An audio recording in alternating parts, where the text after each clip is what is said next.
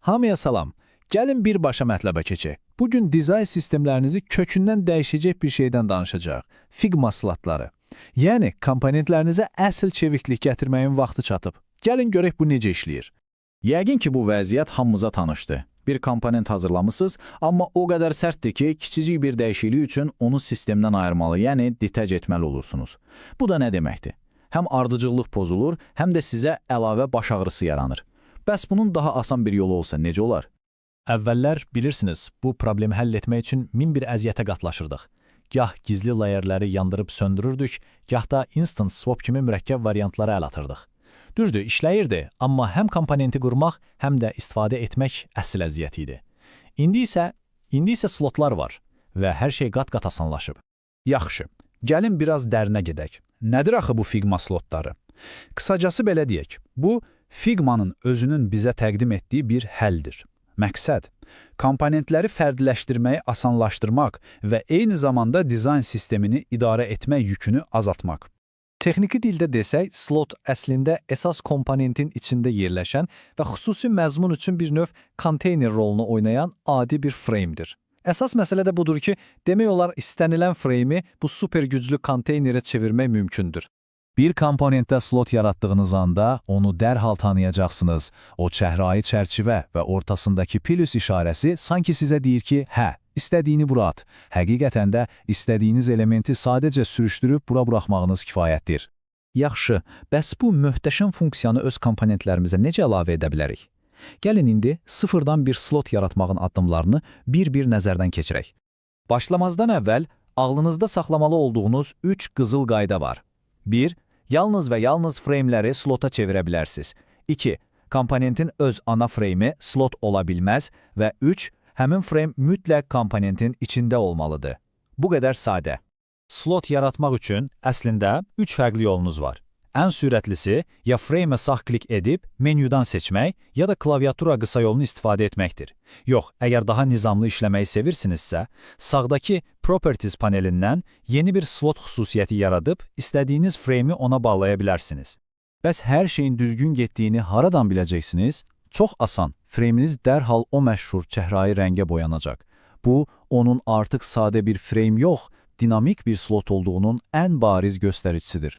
Bax, bura çox vacib bir məqamdır. Unutmayın, slota atdığınız hər şey slotun öz auto layout qaydalarına tabi olacaq. Məhz buna görə, slotu yaradan kimi onun fill, hug, gap, padding kimi xüsusiyyətlərini düzgün ayarlamağınız çox önəmlidir. Artıq slotları necə quracağımızı bilirik. İndi isə gəlin, bu işin peşəkarları kimi onlardan necə maksimum fayda götürə biləcəyimizə, yəni bəzi praktik məsləhətlərə baxaq. Burada qarşınızda bir seçim var. Slotu tamamilə boş saxlaya bilərsiniz. Bu, dizaynerlərə tam sərbəstlik verir, amma içinə standart bir məzmun qoymaq isə onlara həm yol göstərir, həm də işlərini sürətləndirir. Hansı yolun daha yaxşı olduğu tamamilə sizin komandanızın iş prinsipindən asılıdır. Və heç narahat olmayın, standart məzmun qoymaq çevriliyi əlinizdən almır. Dizaynerlər yenə də həmin standart elementləri dəyişə, çoxalda və ya tamamilə silib yerinə öz məzmunlarını qoya bilərlər. Hətta nə vaxtsa əvvəlki vəziyyətə qayıtmaq istəsələr, bir kliklə reset instance etmək kifayətdir.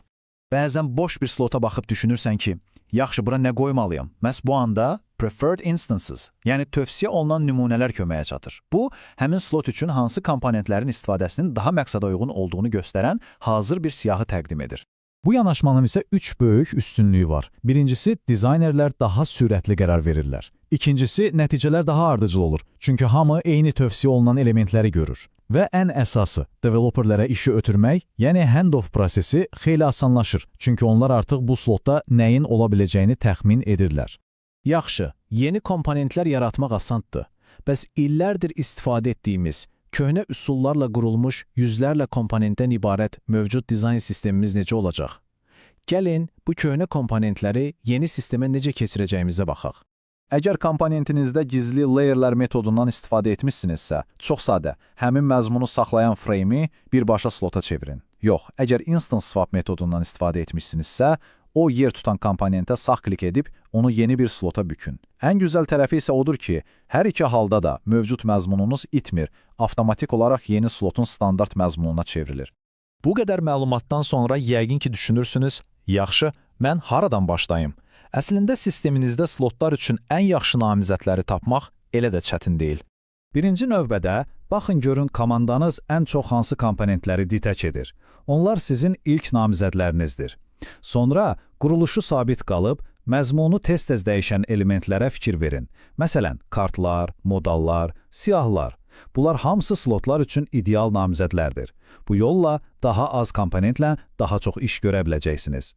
Və nəhayət gəldik ən vacib məsələyə. Slotlar təkcə biz dizaynerlər üçün deyil, bütün komanda üçün, xüsusilə də developerlər üçün vacibdir. Çünki bu sadəcə çeviklik məsələsi deyil, bu dizaynla development arasında bir körpü qurmaqdır. Bax, bu sitat hər şeyi çox gözəl izah edir. Slotlar developerlərin kodda istifadə etdiyi məntiqi birbaşa bizim dizayn fayllarımıza gətirir. Developerlər də kodda məhz bu cür işləyir. Bir konteyner yaradırlar və içinə fərqli-fərqli məzmunlar yerləşdirirlər. Slotlar da eyni ilə bu məntiqi dizayna daşıyır.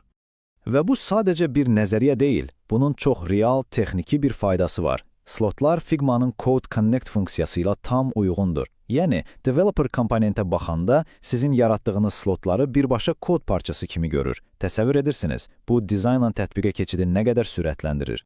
Beləliklə, yekunlaşdırsaq, slotlar sadəcə bir dizayn aləti deyil. Onlar dizayn və kod arasında ortaq bir dil yaradır. Bu isə bütün komanda üçün daha rahat, daha səmərəli və daha az anlaşılmazlığın olduğu bir iş prosesi deməkdir. Ümid edirəm, bu məlumatlar işinizə yarayacaq. İndi isə top sizdədir. Bu yönü öyrəndiklərinizi öz layihələrinizdə tətbiq etməyə hazırsınız? Elə indi bir anlıq düşünün. Sizin dizayn sisteminizdə slot tətbiq olunacaq ilk komponent hansı olacaq?